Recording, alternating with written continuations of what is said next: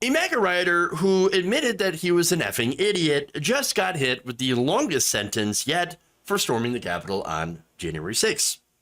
So I've talked about Guy Reffitt before, and he was sentenced just recently to 7 years in prison, in a federal prison, by Judge Dabney Friedrich, after being found guilty of 5 charges stemming from his actions during the riot.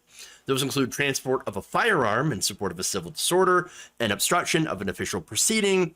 He also had in his possession zip ties, which shows that he had intended to take members of Congress hostage, maybe even the vice president. Again, we know that they were chanting, "Hang Mike Pence." Oh, I know, of course, it's Mike, hang my pants. Forgive me, of course. Now, Reffitt didn't make it in the Capitol building because he happened to be incapacitated after charging a police line. Well done. Well done. The best people, the greatest people. Tremendous. Good work. Now, again, you might remember that he did refer to himself as a fucking idiot in court and that he was not thinking clearly on January 6th. Oh, no, that goes way before then. You weren't thinking for a very, very long time, buddy. Who knows where your brain went to, but it was not there.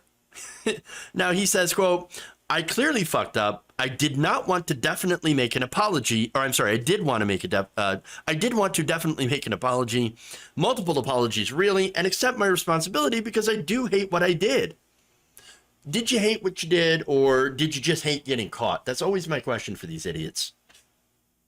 If you were there on January 6th, I mean, again, and you were part of the people that were storming into the Capitol, do you really hate getting caught, or did you just hate failing?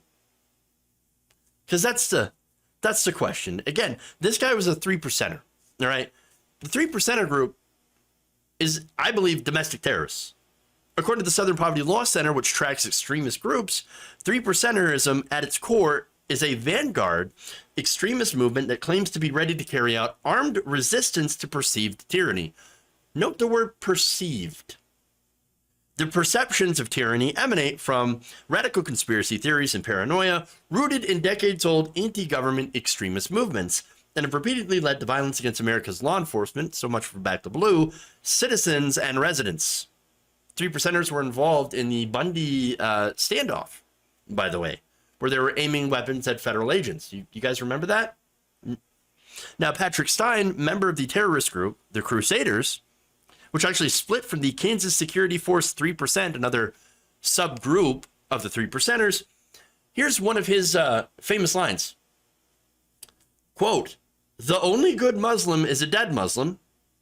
All right, so far, we're not outside of what we hear from right-wingers all the time. But wait, there's more. He says, "If you're a Muslim, I'm going to enjoy shooting you in the head.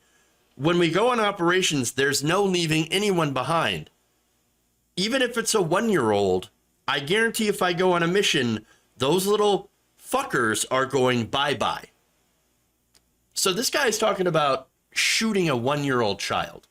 You know, just because they happen to be a religion that you don't like. So that's who they are. This is who they are. They're terrorists. They say, let's kill Muslims. Another one says, why don't we shoot people at the border? Many of these people were involved with trying to overthrow the government on January 6th. So Reffitt, though, told the court, hey, I don't want to be affiliated with any, quote, stupid shit like that. A little late there, buddy. A little late, and I'm going to need a lot more than that to believe you. Now, they said Reffitt had showed remorse, in which Frederick gave him 7 years in federal prison. However, the judge denied a request from the Department of Justice to add a sentencing enhancement for terrorism. I honestly think they should have charged him with terrorism. I think this personally qualifies as being a terrorist. He just failed. Sucking at being a terrorist and getting stopped is no excuse for, terrorism or attempting it. No, he just sucked at it. The worst. The worst. But here's what Friedrich said. There are a lot of cases where defendants committed very violent assaults and even possessed weapons that did not receive this departure. Maybe they should have. Maybe they should have.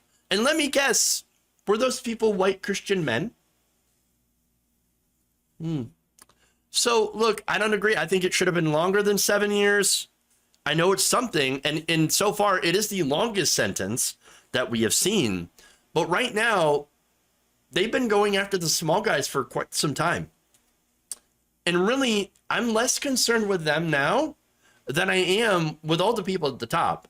And we've seen all this from the January 6th hearings. We've seen how far it goes. It went right to the top. It went right to Donald Trump himself, who knew about all of this and thought, no, they're not going to harm me. They should have weapons. And they're not going to harm me. They're my people. Look, it's easy to punish the people at the bottom, the grunts, the unimportant people with absolutely no power on the ground. I'm not saying we shouldn't. I'm saying we should, but I'm saying we should also go after the Steve Bannons, the Peter Navarros, and the Donald Trumps, the peoples that are still walking around who are absolutely a part of this. I think it's time for Merrick Garland to start going after the big fish.